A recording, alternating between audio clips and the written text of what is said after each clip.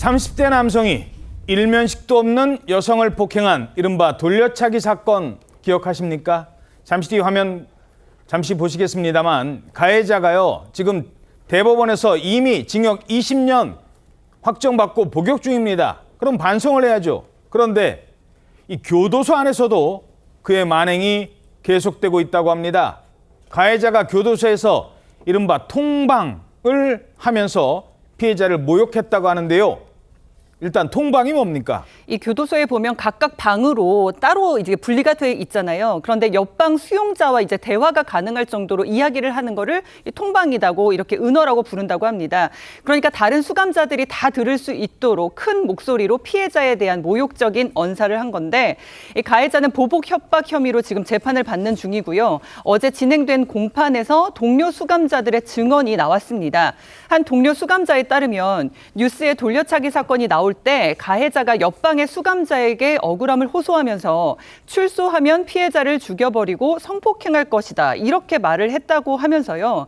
가해자가 통방을 해서 같은 방의 수감자는 대부분 다 이 말을 들었을 것이다. 이렇게 증언을 했습니다. 또 다른 동료 수감자도 가해자가 평소 피해자의 신상 정보를 말하고 다녔다. 그러면서 보복성 발언을 자주 했다고 합니다. 전에도 이런 얘기 했었잖아요. 네, 맞습니다. 1심에서 징역 12년을 선고받은 뒤에는 심지어 이런 말까지 했었는데요. 6대를 때렸는데 한 대당 2년이다. 징역 2년이다. 아예 죽여버렸으면 징역을 더 싸게 받았을 텐데 피해자를 잘못 만났다. 이런 말도 안 되는 발언을 한 바가 있습니다. 야, 6대 때렸는데 징역 12년 그걸 계산을 하고 앉아 있었어요.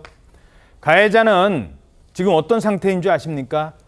아직도 이 교도소에서 인정을 안 하는 거예요. 자기가 무슨 짓을 저질렀는지 그리고 앞으로 보복 범죄를 저지르겠다고 암시를 한다는 겁니다. 뭘 복수를 합니까? 반면에 피해자는요. 국정감사 자리에 나와서 이런 말까지 해야 했었습니다. 저는 사실 사형도 그 사람한테는 사치라고 생각합니다. 이 사회에서 절대 다시 다른 분들을 이렇게 하지 못하도록 하는 게 제 목표고, 사실 저는 20년 뒤에 죽을 각오로 열심히 피해자들을 대변하고 있다고 생각을 하고, 이렇게 힘없고 그냥 아무 빽 없는 이런 국민들을 구제해 주셨으면 좋겠습니다. 자, 저게 지난해 지역법원 국정감사에서 피해자가 참고인으로 출석했을 때입니다. 피해를 당했는데도 본인이 숨어 지내야 된다는 겁니다. 자, 반면에 가해자 교도소에서요.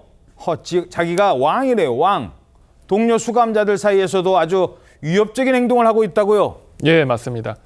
이 가해자가 재소자들 사이에서도 일명 왕 노릇을 하고 있다는 건데요. 가해자가 부산의 유명한 그 폭력 조직의 일원이었던 것으로 출신이었던 걸로 알려졌고, 그리고 사회적으로도 워낙 파장이 큰 사건을 저지르고 왔다가 보니 재소자들도 이 가해자의 눈치를 보고 있다는 겁니다. 그렇게 이 가해자는 두려움의 대상이 됐고, 이후에도 동료 수감자들에게 폭언을 일삼고 그리고 접견품을 반입 강요를 하는 등 자신의 요구사항을 관철시키기 위해 안에서도 반성의 기미 없는 모습을 보여주고 있다고 합니다.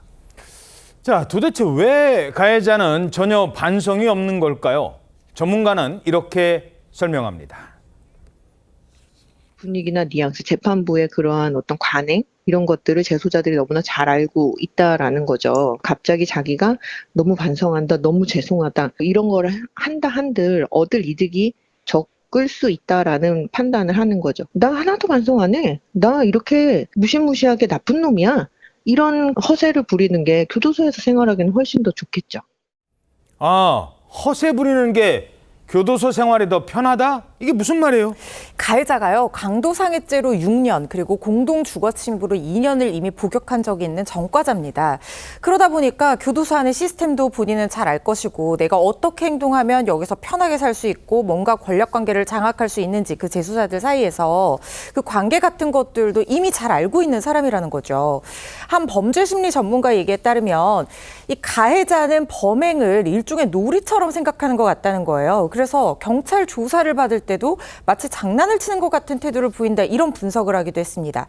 이런 범죄자들은 사람을 폭행하는 잔인한 상황에 둔감해진다는 거죠.